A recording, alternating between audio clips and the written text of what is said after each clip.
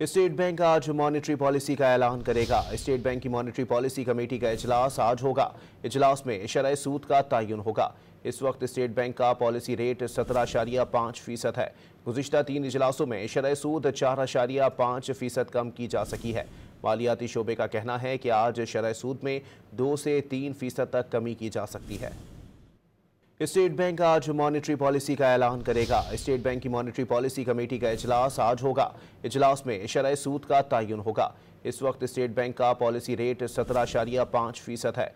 गुज़िश्ता 3 इजलासों में शरह सूद 4.5% कम की जा सकी है। मालियाती शोबे का कहना है कि आज शरह सूद में 2 से 3% तक कमी की जा सकती है। स्टेट बैंक आज मॉनेटरी पॉलिसी का ऐलान करेगा। स्टेट बैंक की मॉनेटरी पॉलिसी कमेटी का इजलास आज होगा। इजलास में शरह सूद का तयन होगा। इस वक्त स्टेट बैंक का पॉलिसी रेट 17.5% है। गुज़िश्ता 3 इजलासों में शरह सूद 4.5% कम की जा सकी है। मालियाती शोबे का कहना है कि आज शरह सूद में 2 से 3% तक कमी की जा सकती है।